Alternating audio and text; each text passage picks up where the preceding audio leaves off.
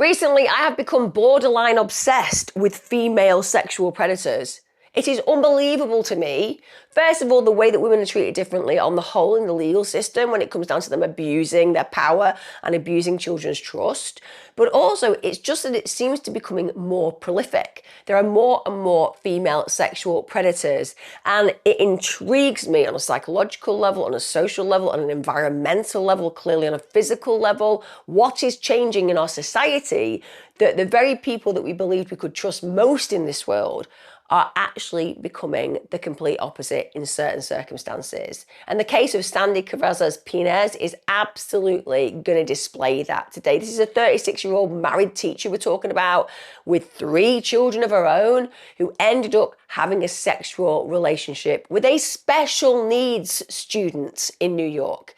Mind-blowing. Also, before I crack on with today's true crime case, you will notice I'm wearing my favourite merch, Do Not Comply. I am feeling very much like that right now. For those of you who do not live in the UK, you probably don't know that we're getting forced upon us digital ID. Nearly 3 million people have signed a petition against it. If you haven't and you're in the UK, please go ahead and do that. The government have come out and said we're still doing it. Because guess what? We apparently live in an authoritarian dictatorship these days. Who knew? I thought I was living in a democracy. If you feel inclined to let people know how you feel right now, then you can get this merch following the link below. I would strongly advise you to do so. The more people who walk around and act in a way saying that they're not going to comply, maybe the more our government will realise that we are not going to accept this absolute control over our freedoms. Sorry for that rant. Let's crack on with today's true crime case. So let's talk about Sandy Carazas-Pinez. She was a married woman. She was a mother to 3 children, as I've said. She actually lived in her family home with them in Bethel, Connecticut. Now, there is not a lot of information online regarding her earlier life, her marriage, who her children were, etc., because they're anonymous, they're protected. But that said, it means that there's likely no criminal convictions and there's nothing that's so outlandish it would have made the news in any way, shape or form. So we don't know a lot about her early career history and her education prior to the crimes. Now we get to December 2021. What we do know is that Pinez was working at this point at Biondi School in Yonkers in New York. So at this point, she's 36 years of age. And she worked in the high school department of the therapeutic special education program. So bear in mind, this is the place where you want the best of the best. You want individuals who've got incredible compassion, incredible patience, incredible skill, because they're working with a particular level of need where the students are concerned. And she's there teaching biology. So we can definitely say she's academic, we can definitely say she's qualified, and we can evidently say she's spent a long time working in education. And at this point, at 36 years of age, there has not been any red flags raised until this point. Now, Biondi is part of Rising Ground. So Rising Ground is a non-profit organisation. It serves students who have behavioural issues, emotional issues, learning issues, and also developmental challenges. Now, because clearly the students have extra needs, when it comes down to the classes at the school, they're small. So they have a student-teacher ratio of 9:1, and classes are no larger than 12 students. And that's just going to allow more individualised attention to students. It's going to give them more integrated therapeutic support. And bear in mind, in November of 2022, Pinez had been working at the school for around a year. Now, during this period, she meets a student, 16 years of age at the time that this romantic, shall we say, interest began to grow. He apparently was the one who started noting that he was interested in her. But he's 16, is full of hormones. He's a kid who's allowed to express romantic interest in a teacher. It happens. Listen, I'm trained therapeutically. I'm sure those of you who've worked in my field and other fields aligned with helping people, you realise that at times individuals that you're working with can develop feelings about you, usually because you're being super nice to them. Certainly that happens in therapeutic relationships. And your job is to hold that space for that individual, to explore those issues and to make it clear that there is absolutely no way that anything can happen between you, because you care deeply for them and you understand why they would have those feelings towards you because of that depth of caring, but that it would be highly inappropriate and that it's not something that you would ever consider. So you get through those scenarios and the person comes out stronger at the other end because they realize they haven't been exploited and that they can have positive relationships that don't necessarily have to go any further than that positivity. So understandably, this child at 16 years of age is curious about the world, curious about their own experience on a physical level when it comes down to sexual experience, and therefore it makes sense that if somebody's being kind to them, it shifts to that feeling of maybe being a little bit interested in them on a romantic level. Now, bear in mind, this boy suffered from schizophrenia, also had a mood disorder, and this is directly taken from what his mother's talked about in later news interviews. So he's got issues and he's somebody that needs a lot of support. And like I said, when you're 16, support and care can often feel confusing because you think, why is this person being so nice to me? And when you're dealing with that whole host of emotional changes, hormonal changes, social changes, peer changes, and you have that person who seems to be like a shining star, it can get conflated with sexual feelings. But like I said, you're allowed them. You're 16. The difference is you expect an adult in this situation and scenario to know their professional reality.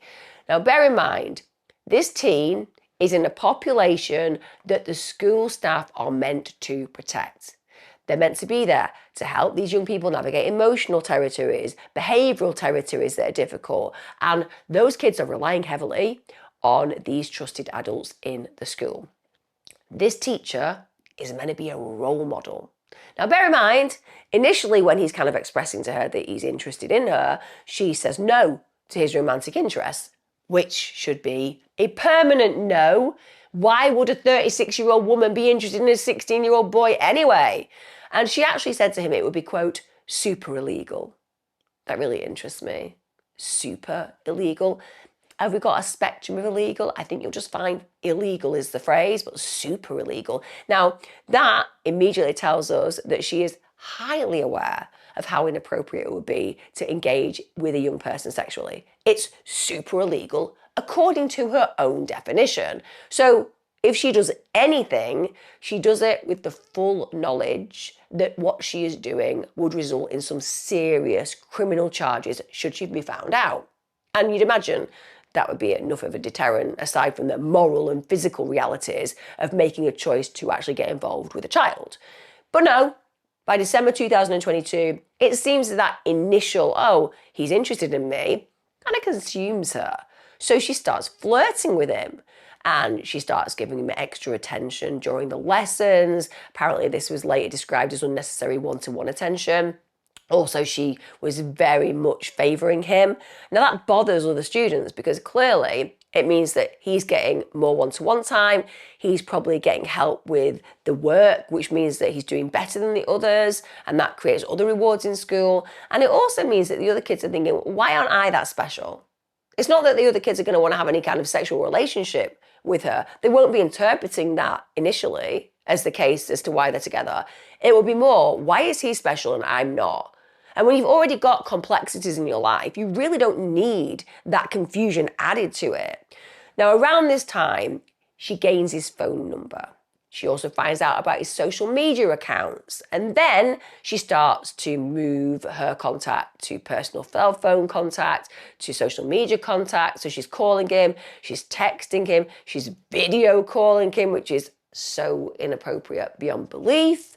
And basically using every single channel that she can to contact him. And she also starts to describe that they are indeed becoming more romantic towards one another. So initially we know that he was kind of showing that he was interested in her physically, and now she is actually saying, yeah, I'm interested in you as well. So this is totally blurring the power and the age boundaries, and it's just psychologically devastating for a child to be put in this position because they do not have the nuance of relationship experience. They do not understand that they are being coerced. They do not understand they are being groomed. They just think, oh, I'm interested in this person and now they're interested in me, and that's a good thing.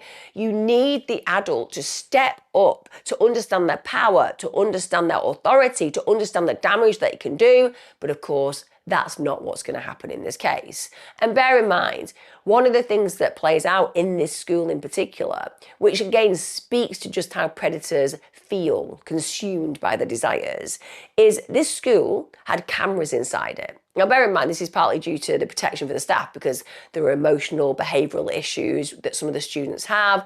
So they want to keep staff safety at heart, but they also want to make sure that students are safe too. So it means that they have records of incidents or restraints. So there is a way of teaching people how to safely restrain individuals who are losing their shit in certain circumstances. I'm not a fan of restraint at all, but I know that people are taught it safely. It's basically when there's crisis intervention that's required, but it's on recording so that people can explore that, see that the child was treated appropriately, or indeed if there's any litigious claims such as a teacher getting badly injured, again that's recorded. So it means that footage can be reviewed if there's allegations that arise against staff as well or against students. Basically helps to protect the children and the teachers from any false accusations on top of this. So you'd imagine that the fact that she knows she's being recorded would really deter her from being inappropriate with this young man. But like I said, if you are a predator, the predatorial nature within you is so consuming that you can't help yourself.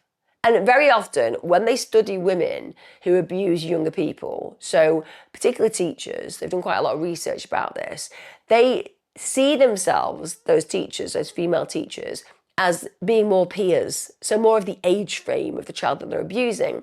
And this isn't because they're actually emotionally immature, it's because they like to permission base their actions. They don't want to see themselves as a paedophile. They don't want to see themselves as a child abuser, as a rapist. So instead they say to themselves, oh no, I'm just kind of one of the gang. I'm just one of the kids. And because of that, ultimately the way they act in those educational establishments stands out as quite obvious because they're acting like a child when they should be acting as a teacher. Now, sometimes that CCTV was actually used to reassure families as well. They just wanted to make sure that the families felt that their children was being looked after appropriately because obviously if you're being filmed, well, it's likely you're going to act in the best way possible. But like I said, not if you're a predator. But that layer of transparency basically brings peace to a lot of parents' belief systems. But of course, that's not going to work where Pinez is concerned because she's going to be consumed. She's going to see herself as somebody who is a level with the child as opposed to an authority to the child. And on January the 4th, 2023, one of the things that she actually texts to the student is, sucks our classroom cameras work, lol. I wanted to kiss them lips, lol. I usually go for much older men, yeah. You're the crazy exception. Just going to throw it out there. You're married with 3 kids. Why are you going for older men? Why are you going for older men? What are you saying about yourself? So again, that gives us some insight, doesn't it? She's probably playing away in a marriage. She's probably in contact with much older men online. I can't evidence that's true. I'm just saying her language suggests it is. And also the fact that she's like, yeah, you're the crazy exception. Clever tactic. It means that he's going to feel super special. Oh, she usually goes for the older, more mature guys, but hey, she's looking at me, a 16-year-old boy, so I guess that I must be seen as older and more mature. You can see how the manipulation works really effectively there. When you're a 16-year-old kid and you're thinking you want to be 26, because that's what we all want when we're 16. We want to be older, we want to be grown, we want to be mature, we want to be taken seriously. We don't want to have to follow everybody's rules. And then all of a sudden you've got this older woman going, yeah, I usually go for older guys, and actually you are the exception to the rule because there's something so special about you. That's certainly going to give you that sense of inflated confidence and make you feel special. And that's what groomers do. That is straight from their playbook because they make you feel like the most important person in the world, the most visible person in the world for a short amount of time. And then they use you and exploit you and get what they want. And at this point, when she's kind of got his confidence, he's shown he's more interested and that maybe things can progress to the next level, she starts asking him about his sex life too. This is a 36-year-old teacher. She has 20 years on him. She has 3 children at home. And yet she's asking this young man about his sex life. And he tells her, why wouldn't he? He's probably feeling super excited about the fact that she wants to know about these things. And she texts him back saying, you made yourself seem like you were a complete prude, but you have your fair share of experience and experimenting. I could even say, you beat me, lol. Again, What's she doing there? Now, she's already told him she usually goes for much older guys. She's married, so she's definitely experienced. She's got 3 children, so she's definitely had sexual intercourse many times. And yet, in this message, she's asserting he's more experienced than her. Why? Because she wants to seem less dominant, less authoritarian in this situation. She wants to be seen as, oh, look at me, I'm not actually that experienced at all. You beat me on your experience level, as if he does. Again, it confuses the child psychologically. Oh, actually, am I the one in power? Am I the one in authority? And again, that's classic grooming behavior. It also makes the child feel responsible for the very adult that is going to abuse them. And that means they're less likely to tell people about what's playing out because they think, well, maybe I'm the one in control. Maybe I'm the one driving this relationship. So this relationship between the two that's highly inappropriate, it gets more and more sexual. So first of all, it's the text. Then it's the, I want to kiss you. Then it's the, tell me about your sex life. And then it moves on to acts of touching literally in the classroom. So she's inappropriately touching him on multiple occasions. This is whilst working at the school. And she also induces him to touch her genital area over her clothes. So this is really moving forward. And of course, that's always going to go to the next level. And this is one of the things that really stands out. How many opportunities does she have to go, this is terrible. We can't do this. You would imagine even the first inappropriate touch would make you go, what the hell am I doing? The first inappropriate text, oh my God, I've incriminated myself in this situation. What am I doing? You'd imagine those kind of conversations to literally be like alarm bells ringing in your head 24/7, going to bed at night, anxiety pricking at every area of your psyche because you're thinking, oh my God, what if he tells his mum? What if he goes to the school board? What if he speaks to another teacher? That would be how any normal, typical, well-adjusted human being would be if they had made a mistake and maybe broken a professional boundary. I'm not talking about touching somebody sexually. I'm talking about maybe even an inappropriate conversation, rude joke, maybe a text that was a little bit of innuendo that wasn't actually directed at getting them into any sexual situation, just something you did that you go and reflect on and think, oh my God, that could be construed terribly. But she's gone to the point where she's literally touched this child in class, and that hasn't provoked any response. She just wants to push it further, push it further. So then she starts meeting him off campus, and she literally advises him what to do, says, get a day pass to be able to leave on school days when I'm not working so we can be together. And that's what he does. Of course he does. He's excited by this. Now, she'd then pick him up nearby, drive to different locations, and then they would have sex. He's 16. It's totally illegal. And also, she's meant to be looking after him because he's a student of hers. Now, they have sex in various places. She drove to parks in Yonkers, the Bronx, and Staten Island. And she even goes as far as to coerce him into making sexually explicit live streams with her. She's sending these naked and suggestive photos of herself to him. She's also asking him to send ones back to her. And she's basically referring to all of these sexual encounters as, quote, gifts to him. Again, very loaded language. This isn't abuse. This isn't me grooming you. This isn't me molesting you. This isn't me raping you. No, this is a gift. This is a present. This is a blessing. Again, so confusing for young men in particular in this situation because she's presenting as if they're in a relationship and as if she is giving him something, not taking from him. Clearly, she is taking from him. We all know that. But for him, this language is confusing. These actions are confusing. It's loaded, and she does it because it means that there is some power play happening that he is unaware of that basically gives her the upper hand. And it just is so demonstrative of grooming behaviour. And this behaviour carries on for months. Now, after a period of time, the student doesn't want to be involved in the relationship any longer. And I'm using the word relationship loosely here because it isn't a relationship. It is just a coercive experience where a child is being exploited. But nonetheless, this young person believes they are in some kind of relationship. But something must be creeping into their psyche that this isn't okay. They're not enjoying this. They're feeling controlled. But basically, he broaches the issue. He speaks to Pinez and he basically says, I don't want to be in this situation anymore. Now, according to this particular victim, he said that it was just pure manipulation and coercion that was basically employed to stop him. So she would literally say to him, listen, if you leave me, I'm going to give you low grades. Or she'd threaten him. Now, bear in mind, there's been sexually explicit content that's been shared between them on live stream, etc. She's got images of him. To you and I, we would know that that would automatically mean that she was the one facing consequences. But when you're 16 and you're thinking to yourself, oh my God, what if she lets other people see this information? What if my mum finds out? Because you're operating from the point of view of being you. We're not going around going, what are the morals and ethics? What is the legal framework around this kind of relationship? That's not how it works.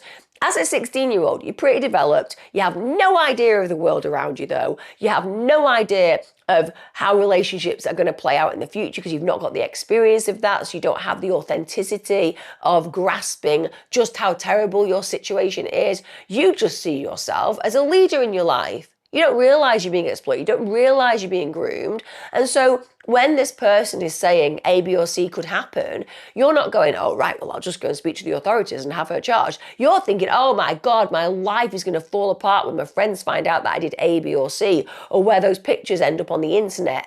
All those things imprison you psychologically. And also, she's going to tell my mum, and I'm going to get low grades. So many boys and so many girls would find it psychologically almost impossible to extricate themselves from this kind of situation because they'd be so afraid of the ramifications and consequences. And she knows that. She's 36. She knows exactly how this is going to play out in his head. And she's been a teacher for many, many years. She understands young people. So she knows exactly what to do to tighten the screws on his psychological fear to prevent him from leaving her. She even says to him, you leave me, I'm going to stop you doing things that you enjoy in school. And apparently, at least according to some reports, she went as far as to claim that her brother was a detective, so she wasn't going to get into trouble for the crimes that she committed anyway. So only he would suffer. And again, you can imagine at 16 you're thinking, oh my God, what if he really is a detective? What if I get into trouble for some reason? Now, bear in mind, this is something that is going to be decaying his self-esteem and his self-confidence. He's going to get more and more afraid and anxious. And she really has her claws in him. So during the winter school break, she's texting him. She's telling him how much she misses him. She said in a text, I know for me, it isn't going to be easy. I will miss your kisses, hugs, and everything. But when he doesn't get back to her, because bear in mind, he's trying to let her know he's really not that interested, so he doesn't really want to be engaging with her regularly, she gets annoyed. In fact, she texts him, throughout the whole vacation, you've shut me out. And the only time you would hit me up was when you wanted to masturbate or tell me that you are crushing on other teachers. I'm not a piece of ass with no feelings. You hurt me. And for you to continue to do it, I care for you. I do not understand how you can doubt that. I mean, with respect, he's probably at a point where he's angry with her. That's why he's saying he's crushing on other teachers. That's why he might be calling her to masturbate, because he feels like she has put him in this position, so he will use her accordingly because he doesn't really respect her, because he's starting to understand that she has been willing to make him feel awful for such a period of time. And when he's wanting to leave the relationship, she's refused to allow him. So why would he respect her? The very fact that she also is responding in this adult way, acting like they're in a proper relationship, even though she's married with 3 kids, as if he is doing something wrong, is again breathtaking and demonstrative of the predator mindset. Now we get to February. At this point, members of staff are really becoming concerned. They're suspicious of her behaviour towards him, and they start making reports, and thank God they do. So an assistant principal at one point actually reports of her breaking the school's, quote, boundary division. Now the reason for this is she'd been spotted eating together in a science lab. So she gets questioned on this, and Pinez basically says, okay, I did buy him lunch, but I bought lunch for multiple students. And the only reason I agreed to sit down and eat with him was because he was upset about something. So again, he's the problem. She's just being the hero in this situation. Okay, she's spending her own money getting kids lunch, and she does it with loads of kids. So she's placing herself as the hero, placing these individual children as the victims, and basically saying that she was just attending to them. So she's going above and beyond in her job. But clearly, she's kind of noted that she's got to be careful with these professional boundaries, but essentially she's packaged it and repackaged it in a way that makes her look less guilty than she truly is. Now, more reports end up getting made, and the reason for this is she's literally seen off campus with the boy in her car. She's also seen in close contact with him in the classroom. So red flags are being raised, and rightfully so. Now, after she becomes aware that people are suspicious of the behaviour, she goes ahead and texts the boy and says to him, listen, can you delete any evidence of our sexual misconduct, essentially? So she's pressuring him to get rid of any material that's incriminating towards her. She actually, in some text, wrote, I got in trouble. Can you just back me up with this if they ask? So again, she's now getting the boy that she's groomed to try to protect her. She's taking no responsibility, no accountability, no culpability for her actions. She just wants to make sure she doesn't get into any serious trouble. Now, after the concerns had been raised about Pinez's misconduct with this student, this is in March 2023, the administrators at the Biondi school basically take her out of the classroom immediately. At this point, the leadership begin an internal review, and in their public messaging about this case, the school described being upset, shocked and appalled by what they were at least believing could have occurred, and they said they were going to absolutely comply with anything the law enforcement wanted. The school said it had an absolute zero tolerance approach for inappropriate behaviour, and unsurprisingly, within days her employment was terminated. They also reiterated that the institution was going to support the pupil, the family and the wider school community through this fallout. And when they start to do their internal investigation, the school had found some pretty terrible things. And what the school began to uncover was soon mirrored and expanded by a federal investigation. So at this point, the student's interviewed by investigators, and his statements were basically used to establish the timeline of the misconduct. So according to charging documents and later to courtroom statements, investigators concluded that between November 2022 and February 2023, Carazas-Pinez had used her position as a teacher to groom and coerce a 16-year-old student, manipulating that student into believing they were in a relationship, communicating from a personal phone and arranging meetings away from campus. Now, law enforcement and federal agents, they begin to pull together all the digital evidence. So they get hold of text messages, they get hold of the sexually explicit live streams. They even went ahead and retrieved phone call recordings, and they could actually hear the boys saying things like, did they see us having sex? Or did they see me getting in the car? Another time he said, they didn't see us having sex, so what's the issue? We hid from the cameras though, right? Did they see us having sex, or did they see us, like, me getting in the car? They just saw you getting in the car. So they didn't see us having sex, so what's the issue? And Pinez was heard replying, they're saying we were too close, that it was pretty much like us being in a relationship, and that's like against everything. One, because you're underage, and two, because I'm your teacher. So again, in that very phone call that they retrieved, she's admitting that she knew exactly what she was doing and why it was wrong. Now, it was also reported around this time that her husband told her to leave the family home because he has a moral compass and thinks, what is this monster I am sharing my life with? Can you imagine the horror of thinking I've had 3 kids with this paedophile? Let's just call her as she is. She is a paedophile. It's as simple as that. Now, when she gets thrown out, obviously, she had to find somewhere else to go, so she goes and stays with family at Staten Island. This is before she's formally arrested. And the victim's mother, who obviously was blindsided by all this, I mean, it's horrendous to imagine you've sent your child to this special school, you think they're getting the best attention, you're hopeful that they're going to get the greatest education, and it turns out they're getting molested. That's actually what happened for this family. And she said she couldn't believe that this woman, this teacher, this perpetrator, this predator, hadn't been arrested the minute they'd found out what she'd done. And she said when she actually went to the authorities to actually talk about what had happened to her son, one of the officers actually joked, where were those teachers when I was in school? I mean, how disrespectful, how unbelievable that officers in these kind of environments actually make jokes like that. What, that there weren't predatory paedophiles in your school? There probably was, to be honest. Probably is in a lot of schools. Just obviously you weren't the object of their fascination, and you should be grateful for that.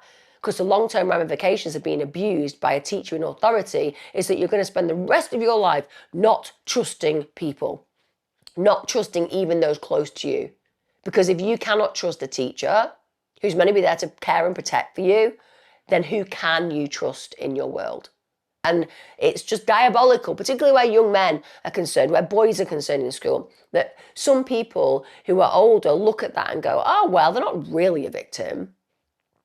You know, was it really that bad? They were the ones willingly having sex with this female predator. They just have no understanding of the psychological devastation it causes. They just see a young man so differently than a young girl. And it's wrong, and it makes it so difficult for the individual victim who's male, because they feel like no one takes what happens to them seriously, and they have all these psychological issues and trauma related to it, but they don't feel entitled to those feelings. So it's a real cooking pot of possibility when it comes down to the ramifications for those kids in the future. And it's so wrong when authority figures kind of see it as funny. She also told a newspaper, if my son were not an African-American boy and the genders were reversed, you know the teacher would already be in handcuffs. And I would absolutely 100% agree with her. I would concur with that statement. And the reason for this is, listen, there's a lot of African-American boys who are tall and strong looking at 12, 13, 14, 15, 16. And so if you're a more petite female who's much older, you can look at them and you can, in your mind, play with the idea that, oh, they're so big and they're so strong and they're so grown. No, they're not. They're a kid. They're a kid in a large frame. Their brain is still a child's brain.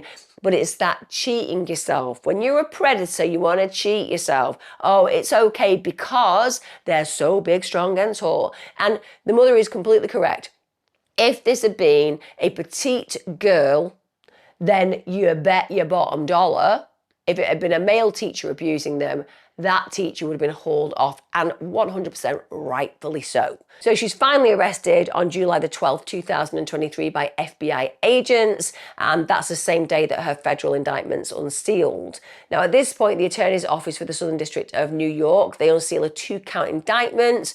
The first is enticement of a minor to engage in illegal sexual activity. That carries a mandatory minimum sentence of 10 years and actually up to life in prison. Also, she was charged with production of a child's sexual abuse material, and that carries a mandatory minimum of 15 years and up to 30 years in prison, rightfully so. And US Attorney Damian Williams said, as alleged, Sandy Carazas-Pinez exploited the trust placed in her as a teacher to sexually abuse a teenage student in her care. Today's indictment makes clear that my office will continue to tirelessly pursue sexual predators of all forms, especially those who are entrusted to care for children, and hold them accountable to the fullest extent under the law. I like that language. I wish we used that language more in the UK, because here we woefully fail children when it comes down to this kind of abuse. Now, after Pinez was arrested that morning, she was brought before a magistrate judge, Judge Robert W. Lehrberger. That was in Manhattan later that day. And prosecutors from the Southern District of New York, they said that proof began with the defendant's own digital trail. Yes, it was her own digital trail that essentially began to condemn her. So they alleged, rightfully, because they've got all the evidence in digital format, that she'd induced a 16-year-old student to engage in live stream sexually explicit conduct.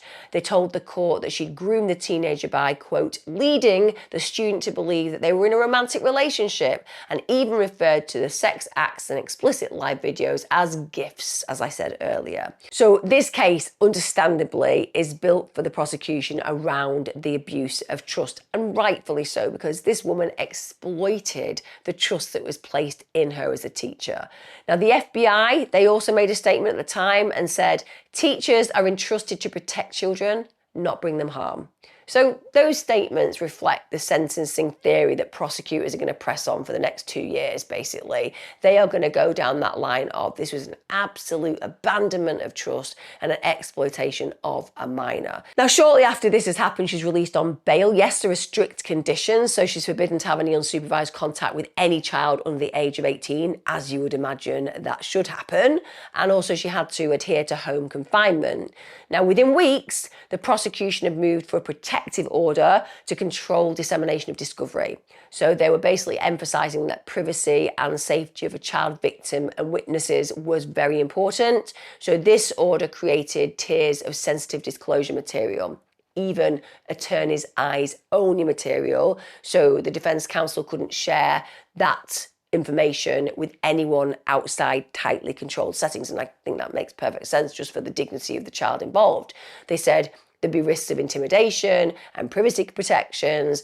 So this did actually mean that it limited how the defence team could handle and circulate the sensitive text, the images and videos whilst they were preparing their case. And that's so important because we know time and time again, even in law enforcement, images that are just harrowing for individuals are shared and then they get externally shared and all of a sudden it's all over the internet, things that nobody should see unless they are directly involved with these cases. Now, on August the 4th, 2023, Judge Cronin actually granted that protective order. Then by November 2023, this is as discovery rolls out, the parties litigated release conditions. So Judge Cronin tightened them again and added a ban that said Ms. Carazas-Pinez may not contact any former student outside the presence of counsel, which, again, makes absolute sense. But clearly they have some ideas about this woman maybe being willing to breach these kind of rules and they want to make it very, very strict. So on April 15, 2024, this is while the pre-trial proceedings were underway, Judge Cronin ends up remanding her to jail. And why? Well, she violated her bail conditions. She actually contacted a former student. Now, this could be seen as something that wasn't too grievous. She'd reportedly emailed this student a day after he turned 18 to wish him happy birthday. But it's testament to the fact that she does not follow rules. And also, let's be clear, this absolutely fits the teacher's prior pattern of grooming. In fact, her own lawyer referred to this behaviour as troubling. Yes, it is. It is troubling. And I'll tell you why it's troubling. Because she's a massive sexual predator. And even when she's been caught for being a sexual predator, she's like, I'm just going to carry on being a sexual predator. It's as simple as that because these kind of predators are always predators. They literally carry on through their lives with those predatory thoughts and often predatory actions. Now, bear in mind, they'd also found out that she'd repeatedly breached conditions of her home confinement. So she'd done things like stopped at a mall. She'd gone to Applebee's restaurant. Now, she wasn't allowed to do that. She was also found to have made an unauthorised stop at an elementary school on Staten Island. Stay away from kids, you child predator. But no, she didn't. And on another occasion, she obtained permission to pick up a paycheck and to cash it. Now, that's fine. You asked for permission, you granted that permission. Instead, GPS tracking showed that she went to a restaurant and a bar on Staten Island. Doesn't she just sound like somebody who feels guilty? I mean, if I was somebody who was literally on bail for the most serious crimes, I'd just be breaking my bail conditions and popping to an Applebee's or going to a school, even though I'm a sexual predator towards children. It shows she does not care about the rules or the consequences. Also, on that particular trip where she was at Staten Island in a bar, she went to a wooded area and she also admitted using the check cashing request as a, quote, pretense. Apparently, she'd had some dispute with her parents, and so this had led to her doing those things, because obviously we know her husband had kicked her out. But none of that matters. At the end of the day, you either follow the rules or you receive the consequences. And the judge actually said, in other words, she lied. Yep. Just call it as it is, she's a massive liar. So of course the prosecution went ahead and said under the Bail Reform Act, even technical violations that implicate risk to the community, especially children, justify detention. Now the defence, of course, they just tried to frame it as misjudgments. Oh, it's just a misjudgment that she went to some kind of school. It was just a misjudgment that she texted somebody that was of the age frame she was told not to do. It was just her acting in a way that meant that she was unhappy because she'd had a row with her parents and she'd had to leave her home. These are why she ended up doing those things. No, she went to Applebee's. She went to a bar. That's not a reason to break your bail conditions. But they're basically saying it's unrelated to the charged conduct, so you should just dismiss it. But the judge was like, no, not going to do that. She's a massive liar for a start, and she's a child predator. So at this point, Pinez was sent to Federal Metropolitan Detention Centre in Brooklyn. That was to await sentence. Now, once people get to hear about the fact that she's been put behind bars, the victim's mother said she's a very disturbed individual, and I am glad she no longer has access to children, especially mine. She also said it's the rape of a child with a mental illness. Now that's powerful, isn't it? That's so powerful. Let's frame it that way. It's the rape of a child with a mental illness. 100%. That's exactly what it is. And yet, how often are we made to believe that these boys are somehow engaged in a relationship they can consent to? It's ludicrous. The mother said, as a society, we have to prioritise the safety of children who are mentally ill and who are sexually assaulted. Now, through the summer and the autumn of 2024, the defence strategy basically moved towards mitigation. They obviously want to kind of go, well, this is why she did it. She's not really the monster that she's being painted to be. So at this point, her attorney calls in a mitigation expert for a mental health evaluation, as if a mental health evaluation could ever explain why she would get involved with a 16-year-old boy that was meant to be somebody she protected. Now, her attorney also acknowledged that her crimes were horrific, but they insisted they were, quote, an anomaly, something that occurred from her unaddressed childhood traumas. Something that she's now remorseful for. It blows my mind that women in these cases always have this statement made. Oh, at the end of the day, it was unresolved childhood trauma that made her get involved in a sexually inappropriate relationship with a minor. As if childhood trauma makes you do that. Actually, it makes you do the opposite on the whole. If you are traumatised as a child, you tend to do the very opposite. You tend to understand the impact and ramifications that had on your life, so you would never do it to somebody else. Can we stop using childhood trauma as an excuse for sexually violating kids? Can we please stop doing that?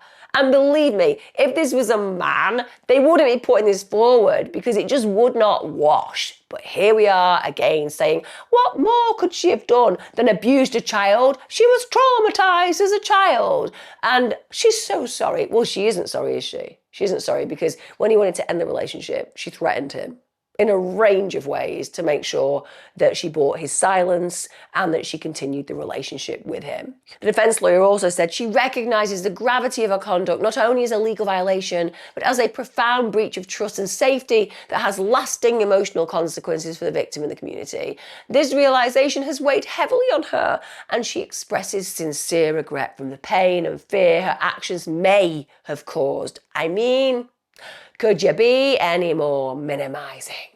So we're meant to believe that she's got this sincere regret for any pain she's caused. We know she's caused pain. We know she's caused fear. We know she's caused trauma. But, let's just put it into the context that it may have caused that. That's what he's saying. It may have caused it. Of course it caused it.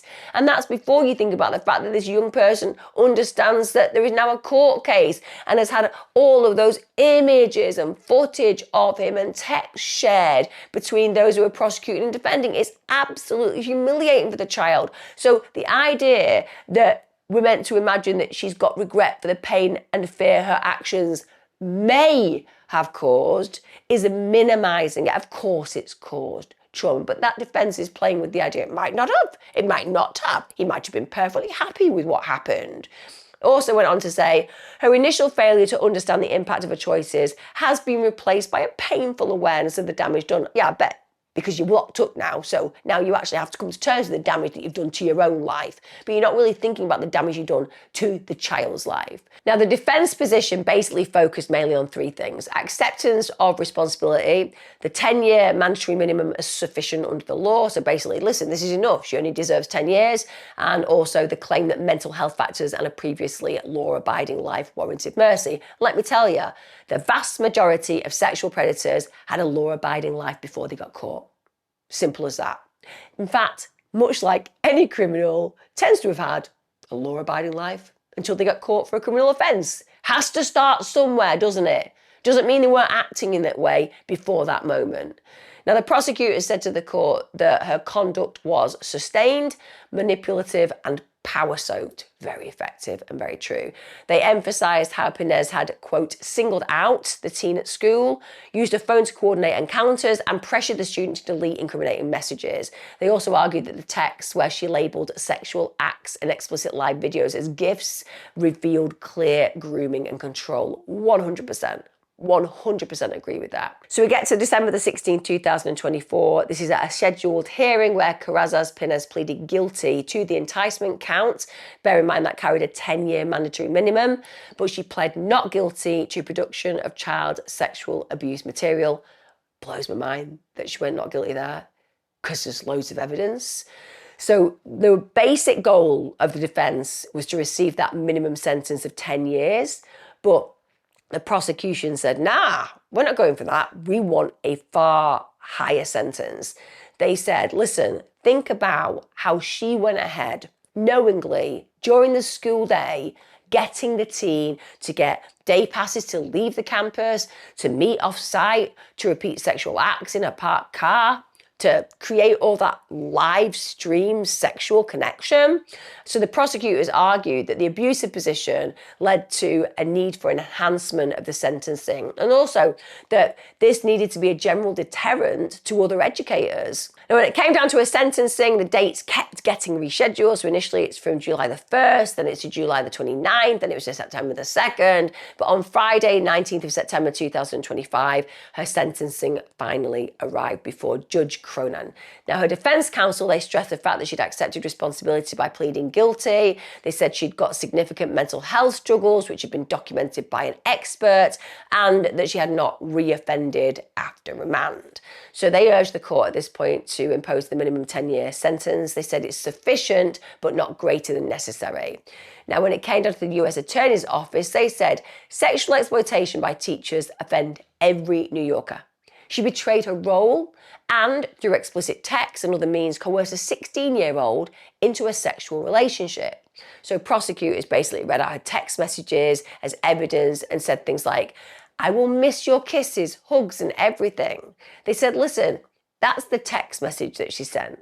But those words weren't about love. They were about leverage. They highlighted the abuse, the coercion, and the fact this boy had become a victim and imprisoned to those things. Now, on that morning, when it came down to the sentencing, Judge Cronin imposed 25 years in federal prison, followed by 5 years supervised release. Let me tell you, I wish we had sentences like this in the UK. We don't, but that tells an important tale. It's saying to perpetrators out there, we will come down on you very hard. And it's saying, just because you were a female, just because you believe that because you're a female, you'll have less power in your own mind, that permission bases your actions, we see it as it is. We call it as it is. You are a child sexual predator. You're a pervert and you deserve what's coming. And after covering cases regularly on this channel where actually the women get literally no time at all, hardly in prison, this speaks of a change. It speaks of a cultural change in the law. It speaks as a social change in the law. It speaks as a correct change in the law where gender is not considered and action is. Now, alongside the legal proceedings, the victim has actually filed a civil lawsuit against the Beyond Education Centre and Rising Ground Academy.